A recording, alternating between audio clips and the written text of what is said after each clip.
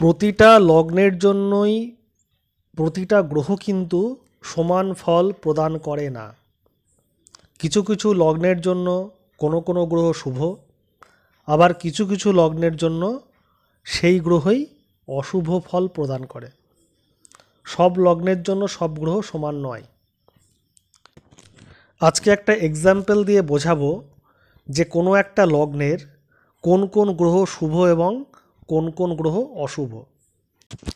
আজকে আমি কুম্ভ লগ্নের অনুকূল এবং প্রতিকূল গ্রহ সম্পর্কে আলোচনা করব এবং সেই গ্রহগুলো কেন অনুকূল এবং কেন প্রতিকূল সে সম্পর্কেও ধারণা দেব। প্রথমে চলে আসি লগ্নভাব।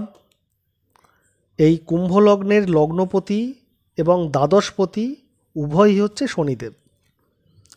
এই শনিদেবকে নৈসর্গিক অশুভ গ্রহ বলে মনে করা হয়, কিন্তু যেহেতু সে কুম্ভ লগ্নের লগ্নপতি, সুতরাং দ্বাদশপতিত্ব কোনো দোষ তৈরি হবে না।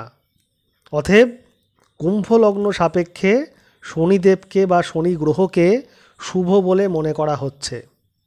এবার চলে আসি দ্বিতীয় ভাব। কুম্ভ লগ্নের জন্য দ্বিতীয় পতি হচ্ছে বৃহস্পতি, এবং এই বৃহস্পতি সাথে সাথে একাদশ পতিও।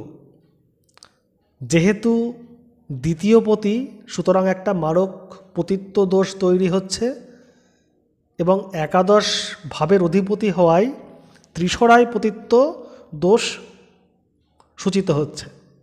এই দোষের কারণে বৃহস্পতিকে কুম্ভ লগ্নের জন্য অশুভ প্ল্যানেট বলে মনে করা হচ্ছে। এবার কুম্ভ লগ্নের তৃতীয় ভাবে চলে আসি। তো কুম্ভ লগ্ন সাপেক্ষে তৃতীয় স্থান হচ্ছে মেষ রাশির ঘর। এই তৃতীয় স্থানের অধিপতি গ্রহ মঙ্গল। তাহলে মঙ্গল কুম্ভ লগ্ন সাপেক্ষে তৃতীয় পতি, এবং কুম্ভ লগ্ন সাপেক্ষে মঙ্গল আরও একটা ঘরের মালিক, সেটা হচ্ছে বৃশ্চিক রাশির মালিক। বৃশ্চিক রাশিটা হচ্ছে কুম্ভ লগ্ন সাপেক্ষে দশম স্থান।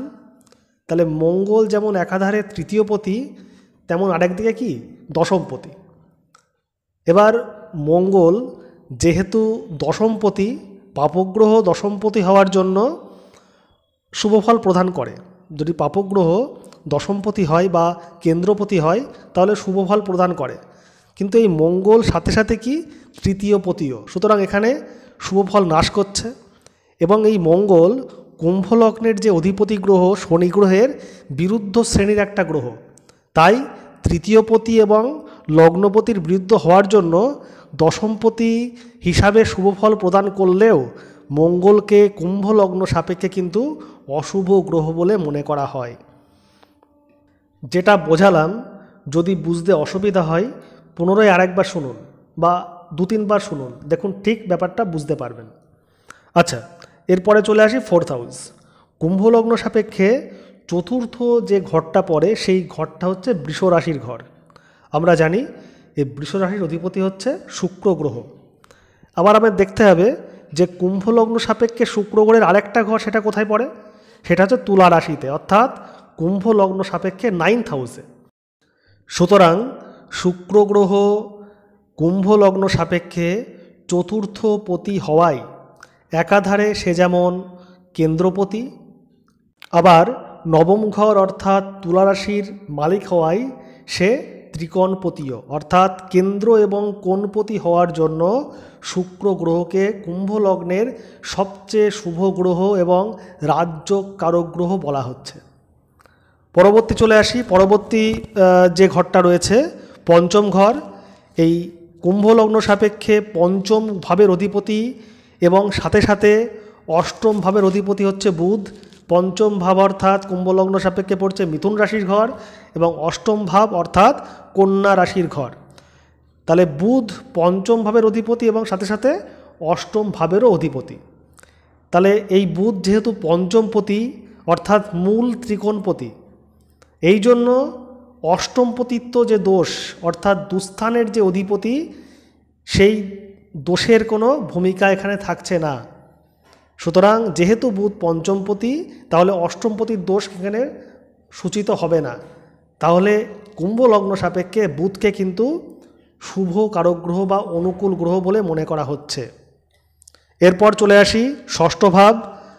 তাহলে কুম্ভ লগ্ন সাপেক্ষে ষষ্ঠ ভাবের অধিপতি চন্দ্র হওয়ায়, যেহেতু চন্দ্র দুস্থানের অধিপতি, ষষ্ঠ ঘরের অধিপতি গ্রহ, তাই চন্দ্রকে কুম্ভ লগ্নের অশুভ বা প্রতিকূল গ্রহ বলে মনে করা হচ্ছে।